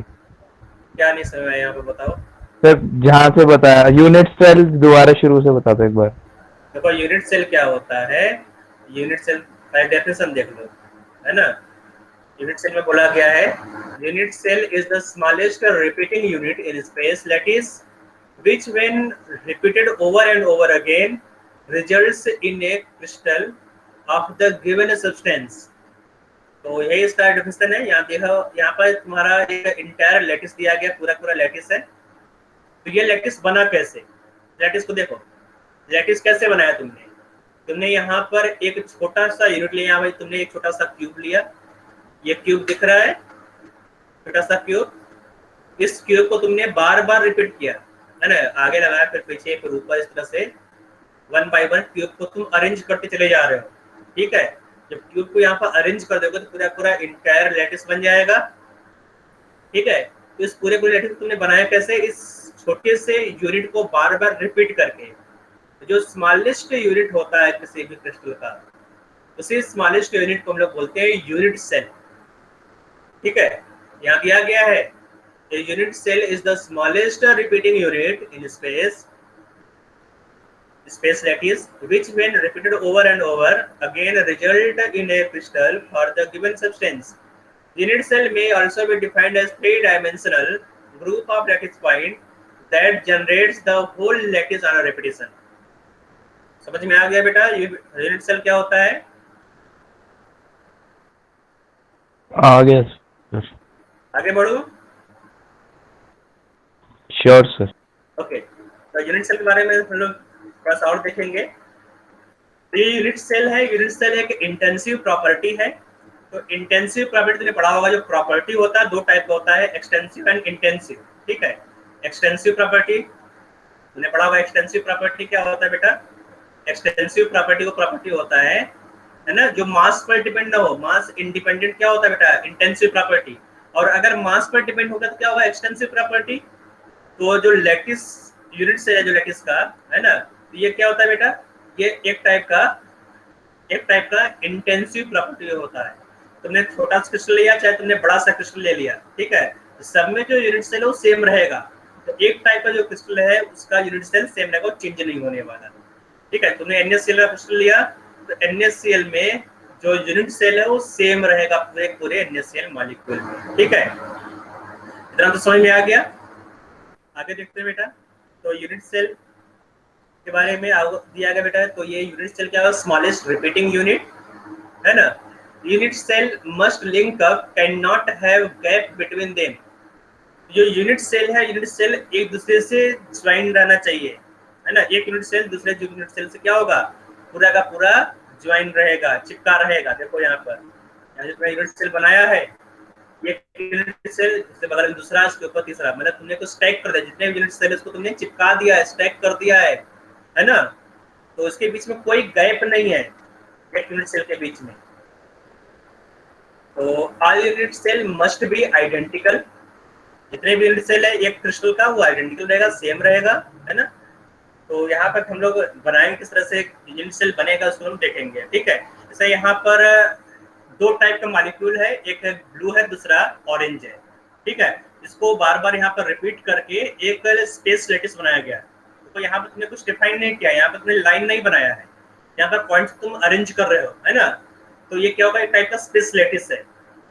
तो ये जो स्पेस लैटिस है इसको तुम बोलोगे 2 डायमेंशनल स्पेस लैटिस है। तो ये 2D में बनाया गया, 3D में नहीं बनाया गया है। ठीक है बेटा, तो ऑरेंज और ब्लू कलर का जो लैटिस बना यहाँ पर दिख रहा है ना। तो इस ऑरेंज को तुम क्या बोलोगे बेटा, ये क्या है बेटा, तुम्हारा एक लैटिस पॉइंट है। ये ब्लू वाला भी क्या है, एक लैटिस पॉइंट है। तो इसको तुमने बार बार तुमने इस तरह से अरेंज किया। तो अब यहाँ पे तुम्हें यूनिट सेल बनाना है कि जो तुम्हारा क्रिस्टल है किस तरह से बना होगा। ठीक है, हम लोग बनाने की कोशिश करते हैं किस तरह से लैटिस बना है। यहाँ पर यूनिट सेल क्या हो सकता है, तो यूनिट सेल किस तरह से बना सकते हो, है ना। देखो यहाँ पर एक तुमने ब्लू लिया, ब्लू को ब्लू से कनेक्ट किया, है ना। ये तुम्हारा जो यूनिट सेल बना है तो तुम बोलोगे यूनिट सेल। इसके बीच में क्या है बेटा, ब्लू है, और कॉर्नर पर क्या है, ब्लू है। अगर तुम देखोगे एज के मिड पॉइंट पर क्या है, ऑरेंज। ठीक है, तो ये बार बार रिपीट होगा, तुम देखोगे यहाँ पर बार बार रिपीट करते करते यहाँ पर पूरा का पूरा क्या बना लेगा, क्रिस्टल बना लेगा। ठीक है, तुमने बार बार रिपीट किया और दोनों के बीच में कोई गैप नहीं है, जो यूनिट सेल है इसके बीच में कोई गैप नहीं है, और बार बार रिपीट करते चले जा रहे हो, पूरा पूरा क्रिस्टल बन गया। ठीक है, एक और अरेंजमेंट तुम देख सकते हो बेटा। तो यहाँ पर लिखा हुआ है चॉइस ऑफ ओरिजिन लैबोरेटरी। तुम इस कॉर्नर से स्टार्ट किए हो, है ना। तुम इस कॉर्नर को चेंज करके तो दूसरा भी कॉर्नर स्टार्ट कर सकते। तुमने यहाँ पर ना इसको स्टार्ट न करके उस टाइम मान लेते हैं हम लोग, है ना, ब्लू एटम और ऑरेंज एटम। तुमने ब्लू को पहले ब्लू को ब्लू से कनेक्ट किया था, अब मैं ऑरेंज को ऑरेंज से कनेक्ट कर रहा हूँ, तो ये बन गया। ठीक है, फिर ऑरेंज को ऑरेंज से तुमने कनेक्ट किया, है ना। तो ये तुम्हारा फिर से तुम्हारा यूनिट सेल बन गया। ठीक है सर, पिछली वाली एक बार दिखाना, इससे पिछले वाली जो स्लाइड थी, ये देखो प्रॉपर्टीज वाली। ये वाला, यही ना। सर, इसकी जो कैरेक्टरिस्टिक्स लिखवाई थी सर, जो एक मिनट, ये यस सर, यही। और कुछ और इससे अगली है जो अभी आई थी। बेटा, तुम्हारा कनेक्शन लूज हो जा रहा है क्या बार बार? यस सर, इसलिए स्क्रीनशॉट नहीं ले पा रहा मैं। यस सर, ले लिया। अरे चलो यहाँ पर ये भी तो हो गया यहाँ पर। तो चाहे तुम ब्लू एटम से स्टार्ट करो, चाहे तुम ऑरेंज से स्टार्ट करो। ठीक है, दोनों में जो यूनिट सेल होगा सेम बनेगा। आगे देखते हैं यहाँ पर, फिर तुम्हें यूनिट सेल बनाना है यहाँ पर। तो ये यूनिट सेल है, ये स्पेस से भी तुम स्टार्ट करते हो। पहले तुमने क्या किया, एटम स्टार्ट किया था यहाँ पे इस तरह से, है ना। फिर तुमने ऑरेंज एटम से स्टार्ट किया था। अब यहाँ तुमने क्या किया, यहाँ पर तुमने जो यूनिट सेल बनाया है वो यूनिट सेल तुमने बनाया स्पेस से। ठीक है, तो स्पेस से तुम स्टार्ट कर रहे हो, इसको बार बार रिपीट करो, यहाँ देखो, है ना। तो बार बार रिपीट करने पूरा पूरा इंटायर लैटिस बन जा रहा है, तो ये भी क्या होगा, एक टाइप का यूनिट सेल है। मतलब यहाँ पर तुमने 3 टाइप का यूनिट सेल बना लिया। देखो इसके पहले, सॉरी, तो पहले ये बनाया था, इसके पहले तुमने ये बनाया था, ये ब्लू एटम से स्टार्ट किया था, फिर तुमने स्टार्ट किया था ऑरेंज एटम से, इस तरह से ऑरेंज वाले को मिलाकर तुमने लैटिस बनाया था, और फिर यहाँ तुमने स्पेस से स्टार्ट किया, ठीक है। तो स्पेस से तुमने स्टार्ट किया यहाँ से, और इसको बार बार तुम रिपीट करोगे तो पूरा का पूरा लैटिस जनरेट हो जाएगा, है ना।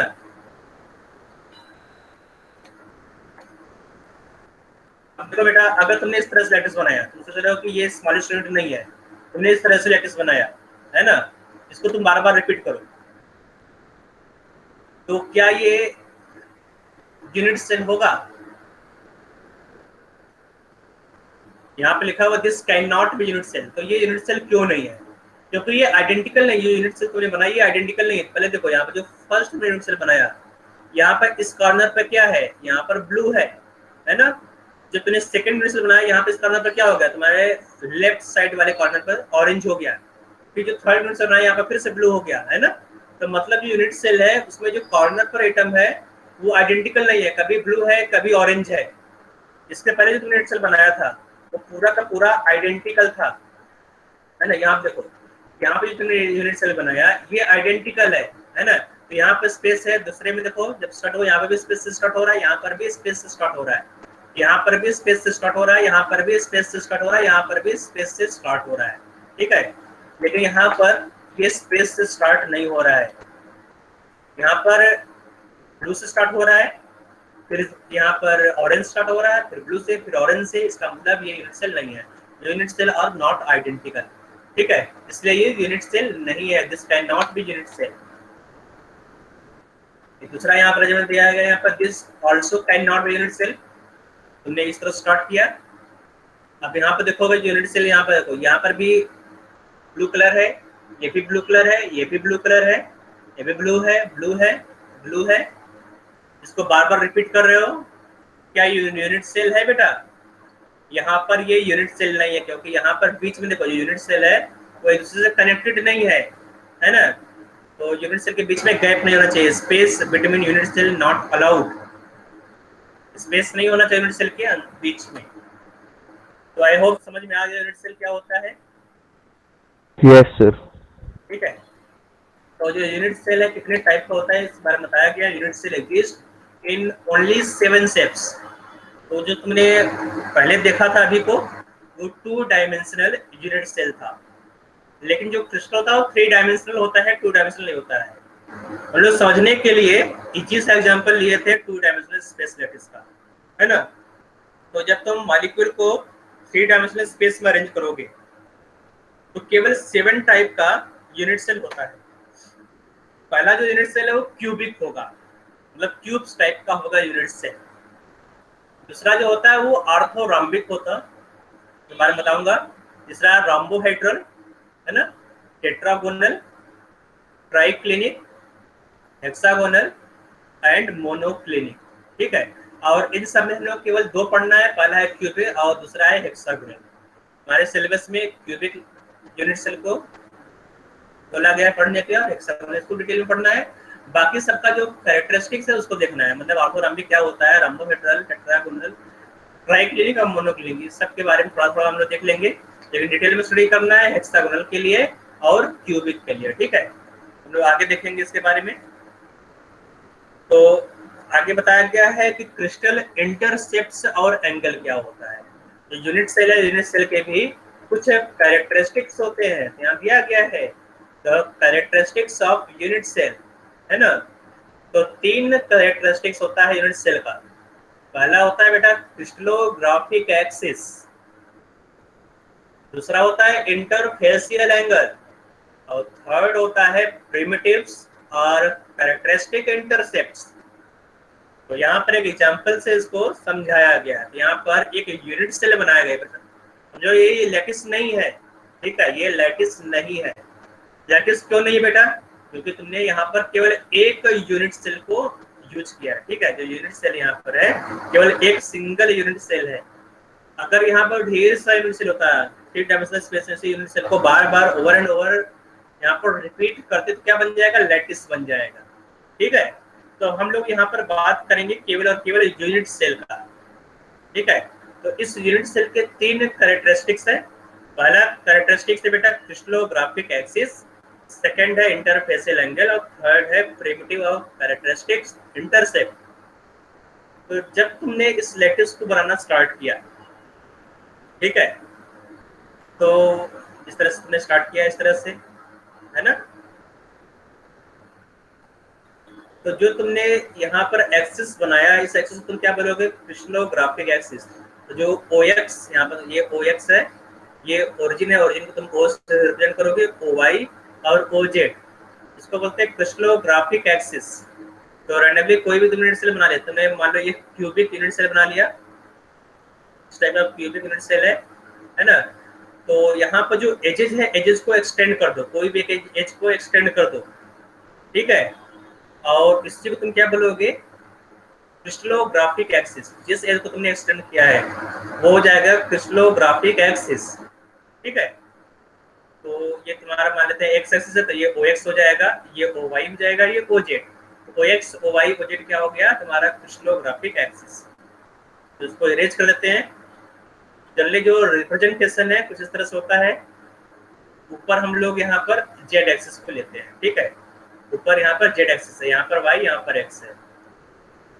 तो जो तुम्हारा यूनिट सेल है, यूनिट सेल का जो लेंथ होगा, जहाँ पर ये फेस कट कर रहा है, हम देखो ये तुम्हारा फर्स्ट वॉल है ना। तो जो एज का लेंथ है, यहाँ पर जो एज लेंथ है, उसी को तुम क्या बोलोगे बेटा, प्रिमिटिव या कैरेक्टरिस्टिक्स इंटरसेप्ट। ठीक है, जैसे तुमने यहाँ पर पैरेललोग्राम बनाया दिया है, सॉरी यहाँ पर एक क्यूबाइड है ना। तो यहाँ पे जो साइड्स होंगे, तो क्यूबाइड जो साइड्स होते हैं, साइड्स को तुम क्या बोलोगे, प्रिमिटिव या फिर कैरेक्टरिस्टिक्स इंटरसेप्ट। ठीक है, और इन साइड के बीच में जो एंगल है, साइड के बीच में जो एंगल है उसको तुम क्या बोलोगे, इंटरफेसियल एंगल, है ना। तो फिर से यहाँ पर देख लेंगे, तो ये तुम्हारा जो एक्सिस है उसको तुम बोलोगे क्रिस्टलोग्राफिक एक्सिस, और एक्सिस बन गया। ठीक है, तो ये हो गया A, यहाँ पर हो गया B, यहाँ पर हो गया C। तो A के सामने जो एंगल होगा, जो साइड A है, साइड A के सामने जो एंगल होगा वो अल्फा एंगल होगा। ठीक है, A के सामने अल्फा होगा, B के सामने, देखो ये तुम्हारा हो गया साइड B, B के सामने जो एंगल होगा, ये तुम्हारा साइड B हो गया, B के सामने जो एंगल होगा बीटा, और C के सामने जो एंगल होगा, तो साइड C और C के सामने जो एंगल होगा उसको बोलोगे गामा।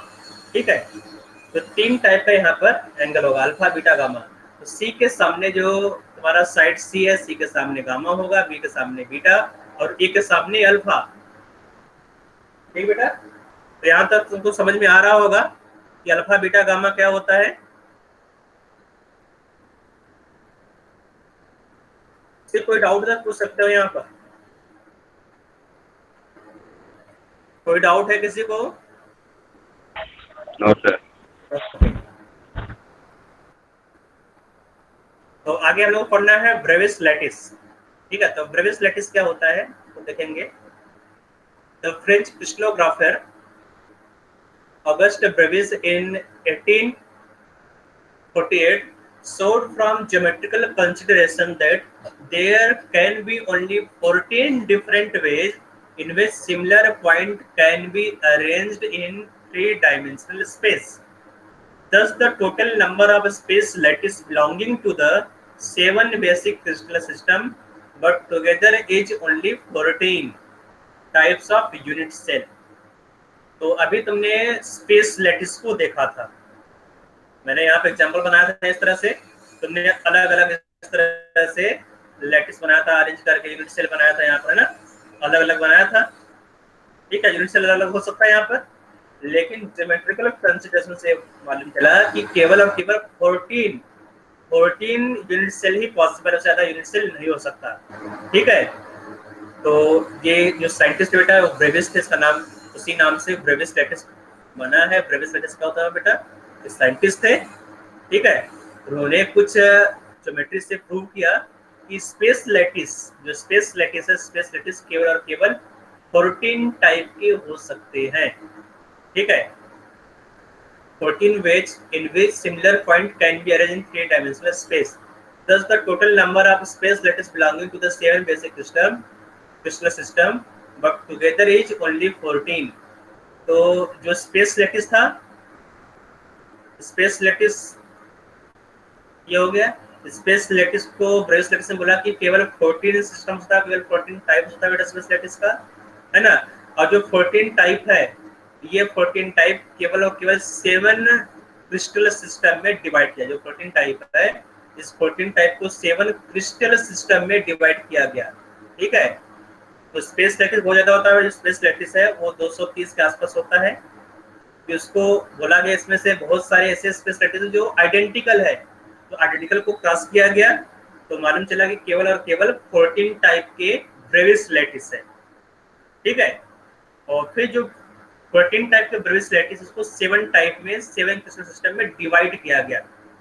जो 14 है, 14 को स्टडी करने के लिए, ताकि इजी हो स्टडी करना, इस 14 सिस्टम को 7 क्रिस्टल सिस्टम में क्लासिफाई किया गया, ठीक है। The type of unit cell, जो यूनिट सेल है वो 3 टाइप होता है। पहला होगा सिंपल यूनिट सेल, दूसरा होता है फेस सेंटर्ड यूनिट सेल, और तीसरा होता है बॉडी सेंटर्ड क्यूबिक लैटिस, ठीक है। तो 3 टाइप का यूनिट सेल हो सकता है, सिंपल यूनिट, दूसरा होता है face centred cubic lattice, third है बॉडी सेंटर्ड क्यूबिक लैटिस। तो पहले यहाँ पर चलते हैं स्लाइड्स में कुछ, तो जो ब्रेविस लैटिस है ना, तो यहाँ पर जो पैरामीटर्स है, पैरामीटर दिया गया, पैरामीटर्स अल्फा बीटा गामा। जो प्रीवियस लैटिस था, सॉरी यहाँ पर जो ये स्लाइड था बेटा, यहाँ पर देखो, ये crystal intercept and angle alpha beta gamma और एबीसी। तो अल्फा बीटा गामा को चेंज करोगे, एबीसी को चेंज करोगे, तो अलग अलग क्रिस्टल सिस्टम जनरेट होगा, ठीक है। तो ये क्रिस्टल सिस्टम है, तो टोटल 7 क्रिस्टल सिस्टम होगा, और जो लैटिस पैरामीटर है वो चेंज होता चला जाएगा, ठीक है। तो लैटिस पैरामीटर 2 टाइप का होता है, एक होगा क्रिस्टल इंटरसेप्ट, दूसरा है क्रिस्टल एंगल। तो ये 2 वेरिएबल होगा यूनिट सेल का। अगर बात करोगे क्यूबिक सिस्टम का, तो क्यूबिक सिस्टम में जो एंगल है ना, तीनों एंगल सेम होगा, 90 डिग्री होगा, अल्फा बीटा गामा। क्यूब में मालूम है, क्यूब सोचो वहां पर, इमेजिन करो क्यूब, ठीक है। अल्फा बीटा गामा क्या होगा, 90 डिग्री, ठीक है। जो इंटरसेप्ट होगा, जो साइड्स होंगे, तीनों साइड इक्वल होते हैं। अगर बात करोगे ऑर्थोरैम्बिक का, तो ऑर्थोरैम्बिक देखो यहाँ पर A is not equal to B is not equal to C, जो साइड है वो अलग अलग होगा, लेकिन एंगल यहाँ पर alpha is equal to beta is equal to gamma, ठीक है। जो तीनों एंगल है वो इक्वल होगा। याद करो बेटा, मैच बॉक्स, माचिस की डिब्बी, तो माचिस की जो डिब्बी होती है वो ऑर्थोरैम्बिक है, मतलब जो साइड्स है वहां पर, साइड वहां पर तीनों अलग अलग होगा, लंबाई चौड़ाई ऊंचाई तीनों, ठीक है, तीनों अलग अलग होगा। लेकिन एंगल की बात करोगे, अल्फा बीटा गामा, तीनों एंगल क्या होगा, 90 डिग्री परपेंडिकुलर होता है एक दूसरे का, ठीक है। थर्ड यहाँ पर क्रिस्टल सिस्टम है, वो है रॉम्बोहेड्रल। तो रॉम्बोहेड्रल में क्या होगा, तीनों जो क्रिस्टल इंटरसेप्ट है वो सेम रहेगा, ठीक है। लेकिन यहाँ पर alpha is equal to beta, gamma is not equal to 90 degree. तो आप देखो इसको कैसे इमेजिन करोगे। तुमने क्या किया, एक क्यूब लिया, इस तरह से क्यूब लिया, ये क्यूब है ना। तो यहाँ पर क्यूब का जो तीनों इंटरफेस है वो सेम रहेगा। दूसरा इंटरसेप्ट का जो तीनों फेसेस है, जो तीनों साइड है, साइड ए बी सी, तीनों साइड सेम हो गया।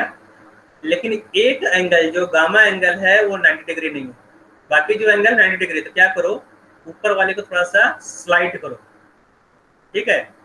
तो क्या होगा बेटा, ये थोड़ा सा इस साइड आ जाएगा, नीचे वाला इस साइड आ जाएगा, है ना। थोड़ा सा ऊपर वाला इस तरह चला, डिस्प्लेस हो गया, नीचे वाला इस तरह से डिस्प्लेस हो गया। तो ये जो तुम्हारा होगा, इसको तुम क्या बोलोगे, रॉम्बोहेड्रल, कुछ रॉम्बस टाइप का, ठीक है, रॉम्बोहेड्रल इसको बोलोगे। समझ आ रहा है बेटा।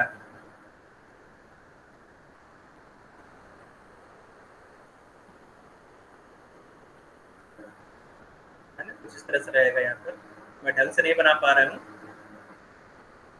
अगर तुम लोग समझ में आ गया, कुछ रॉम्बस टाइप का बनेगा, ठीक है। बस याद रखो जो क्यूब है, क्यूब के जो ऊपर और नीचे वाला फेस है उसको तुमने थोड़ा सा स्लाइड कर दिया, तो यहाँ पर alpha is equal to beta होगा, लेकिन ये जो एंगल है, ये वाला एंगल जो वर्टिकल एंगल है वो चेंज हो जाएगा। जो गामा है, gamma is not equal to 90 degree. बाकी तुमने ये जो एंगल यहाँ पर है, यहाँ पर जो एंगल तुमने ये जो एंगल क्रिएट हुआ, ये जो एंगल है उसको तुमने कोई भी चेंजेस नहीं किया, उसके लिए ये एंगल चेंज होगा। ठीक है, समझ में आ रहा है बेटा राम्बोहेड्रल? Yes sir. ओके, आगे चलते हैं। यहाँ पर आगे है टेट्रागोनल। टेट्रागोनल बहुत आसान है समझना। यहाँ पर जो साइड है, दो साइड सेम होगा, तीसरा साइड इनइक्वल होगा। उसको तुम इस तरह सोचते हो, तुमने एक क्यूब बनाया, ठीक है, क्यूब है ये क्यूब है, बस इस क्यूब को खींच दो ऊपर की तरफ, ठीक है, ये साइड से इसको लंबा कर दो, इलांगेट कर दो, ठीक है। तो यहाँ पर दो साइड तो सेम होगा, एज इक्वल टू बी तो सेम रहेगा, तो लेकिन जो ऊपर वाला ये है ना, ये जो अलग अलग आएगा, ठीक बेटा। जो सी है, सी अलग होगा, या तो उसको ऊपर कर दो या फिर इसको नीचे दबा दो। दो साइड सेम होगा, जो थर्ड साइड है वो डिफरेंट होगा, इसको बोलते हैं टेट्रागोनल। समझ में आ गया बेटा टेट्रागोनल? Yes sir. आगे देखो ट्राइक्लिनिक। ट्राइक्लिनिक बहुत आसान है समझना, यहाँ पर कुछ भी सेम नहीं होता, सब के सब डिफरेंट होंगे। जो तीनों साइड है, तीनों साइड भी डिफरेंट होगा, A is not equal to B is not equal to C, और जो एंगल होता है एंगल भी अलग अलग होगा, ठीक है। तो मोस्ट एसिमेट्रिक क्रिस्टल सिस्टम होता है ट्राइक्लिनिक, मोस्ट एसिमेट्रिक मतलब कुछ भी इक्वल नहीं है यहाँ पर। आगे सब में देखोगे कुछ ना कुछ, यहाँ पर देखोगे तो यहाँ पर एंगल सेम है, यहाँ पर सब कुछ सेम होगा। मोस्ट सिमेट्रिकल होगा क्यूबिक, क्यूबिक क्या है, मोस्ट सिमेट्रिकल, ठीक है। और ऑर्थोगोनल को देखोगे तो यहाँ पर है, यहाँ पर राम्बोहेड्रल देखोगे तो यहाँ पर साइड चेंज है, कुछ एंगल भी सेम है।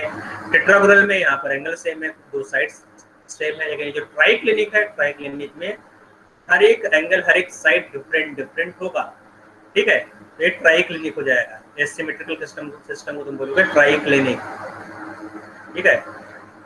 नेक्स्ट है हेक्सागोनल। हेक्सागोनल में देखो बेटा, हेक्सागोनल सिस्टम में दो टाइप का एंगल होता है, ठीक है। यहाँ देखो A is equal to B but not equal to C, दो एंगल सेम होगा और दो साइड भी सेम होगा।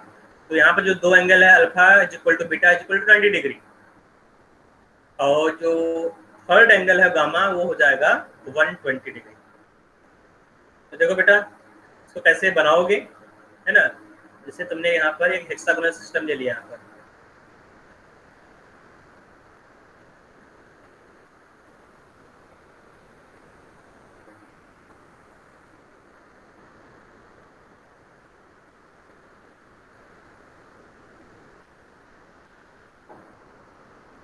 ठीक है। तो ये पूरा का पूरा हेक्सागन है, और हेक्सागन तुम देख रहे हो तो यहाँ पर दो एंगल सेम होगा, है ना। दो एंगल 90 डिग्री है। देखोगे यहाँ पर ये जो एंगल यहाँ पर दिख रहा है,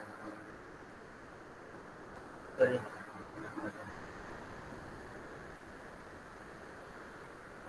ये जो एंगल है यहाँ पर 90 डिग्री है ना। और ये वाला जो एंगल यहाँ पर है ये भी 90 डिग्री है। दिख रहा है यहाँ पे दो एंगल 90 डिग्री। और एक एंगल यहाँ पे देखोगे अंदर से, तुम देखोगे ये वाला एंगल,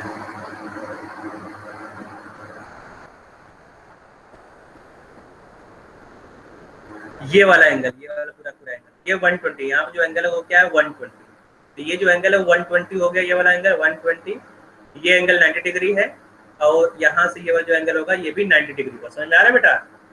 तो दो 90 डिग्री हो गया, एक 120 एंगल हो गया, ठीक है। अगर तुम साइड की बात करोगे तो दो साइड यहाँ पर इक्वल होगा, एज इक्वल टू बी, ठीक है। तो यहाँ पर दो साइड इक्वल होगा, ये हो गया तुम्हारा ए, ये हो गया बी, दो साइड इक्वल हो गया। जो थर्ड साइड है वो डिफरेंट, जो सी है वो डिफरेंट होगा। तो तुम्हें दिख रहा है कि यहाँ पर एक क्यूबिक सिस्टम तो है नहीं, क्यूब में कैसे दिख रहा होगा? तो देखो क्यूब में क्या होता है कि यहाँ जो हेक्सागोनल सिस्टम है, यहाँ बीच में एक पॉइंट कंसिडर करोगे, इसको इस तरह से मिलाओ, ठीक है। इस तरह से मिलाओ यहाँ पर हेक्सागोनल को मिला दो, बाकी सबको इरेज कर दो, बाकी सबको इरेज कर दो। तो ये क्या हो जाएगा, हेक्सागोनल यूनिट सेल, ठीक है। इसी को अगर तुमने 3 बार रिपीट कर दिया तो एक परफेक्ट हेक्सागन बन जाएगा। समझ में आ रहा है बेटा हेक्सागोनल सिस्टम कैसे बनाया मैंने? Yes sir. ओके, तो याद रखो यहाँ पर 2 साइड इक्वल होगा, a equal to b, third side equal नहीं होगा। 2 angle alpha equal to beta equal to 90 degree, तो थर्ड एंगल है 120 डिग्री होगा। ठीक है, आगे है मोनोक्लिनिक। मोनोक्लिनिक में जो साइड है वो अनइक्वल होगा और 2 एंगल इक्वल होगा, थर्ड एंगल यहाँ पर इक्वल नहीं होगा। ठीक है, तो यहाँ पर मैच बॉक्स को थोड़ा सा टिल्ट कर दो। जो तुमने मैच बॉक्स लिया है तो मैंने क्यूब को थोड़ा सा टिल्ट किया था। जब क्यूब को तुमने टिल्ट किया क्या बना था यहाँ पे बेटा? राम्बोहेड्रल बना था ना। अब यहाँ पर क्या, सॉरी राम्बोहेड्रल बना था, यहाँ पर तुमने इसको टिल्ट किया था। ठीक है, मैच बॉक्स को तुमने टिल्ट किया था। अब यहाँ पर जो तुम्हारा मैच बॉक्स है मतलब ऑर्थोराम्बिक, उसको थोड़ा सा टिल्ट करो। मैच बॉक्स की तरह से बनेगा।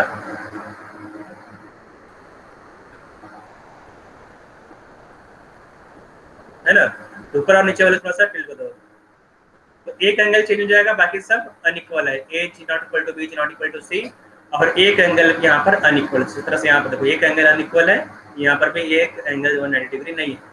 ठीक है, बस यहाँ पर साइड सेम था, यहाँ पर जो साइड है वो अनइक्वल होगा। a is not equal to b is not equal to c, इसको बोलते हैं मोनोक्लिनिक। ठीक है, तो ये 7 क्रिस्टल सिस्टम है। समझ में आ रहा है बेटा 7 क्रिस्टल सिस्टम? यस। ठीक है, there are more than 4 way of arranging spheres in any shape of unit cell. ठीक है, these are primitives, body centered, face centered and end centered. तो अगर कोई यूनिट सेल तूने बनाया है ना, उसमें जो एटम है, एटम को अरेंज करना पड़ेगा यूनिट सेल में, तो अलग अलग टाइप से तुम अरेंज कर सकते हो। तो पहले देखेंगे यहाँ पर जो प्रिमिटिव क्यूबिक सेल है, प्रिमिटिव क्या होता है इस देख लो। यहाँ पर इसका स्क्रीनशॉट ले लो। There are not more than 4 way of arranging spheres in unit cell.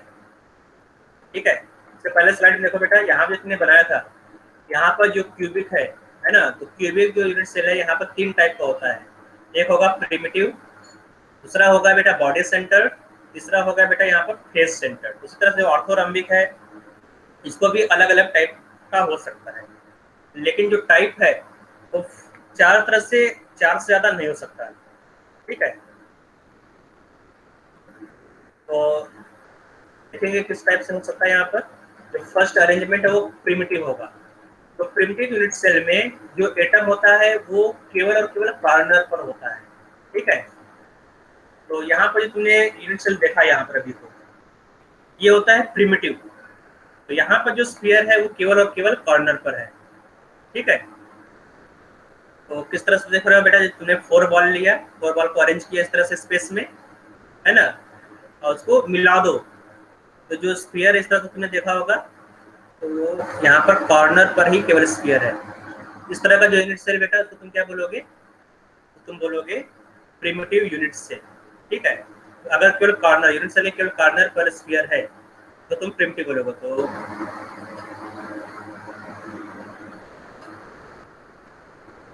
यहाँ टोटल 8 स्फीयर है, 8 स्फीयर को अरेंज किया गया स्पेस में। यहाँ पर एक स्फीयर को हाईलाइट किया गया बेटा, यहाँ पर ये 3 है, 3 यहाँ पर है ना। तो 3 को देखोगे यहाँ पर, तो बार बार रिपीट करोगे तुम्हारा पूरा क्रिस्टल बन जाएगा। तो 1 यहाँ पर है। ठीक है,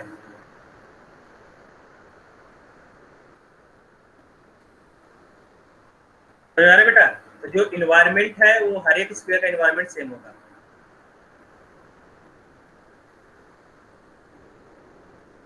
तो इतना इसमें किसी को डाउट है तब पूछ सकते यहाँ तक। इसके बाद आगे हम लोग नेक्स्ट क्लास में देखेंगे। तो जो प्रिमिटिव है, प्रिमिटिव से मैं दोबारा स्टार्ट करूंगा। ठीक है, तो सर ये स्फीयर्स एटम्स है? ये एटम भी हो सकता है, आयंस हो सकता है, मॉलिक्यूल भी हो सकता है। ठीक है, तो किस तरह से तुमने स्फीयर को अरेंज किया, तो ये बता रहा है कि यहाँ पर किस तरह से अरेंज होगा। तो नेक्स्ट क्लास में हम लोग देखेंगे किस तरह से तुमने अरेंज किया है स्फीयर को।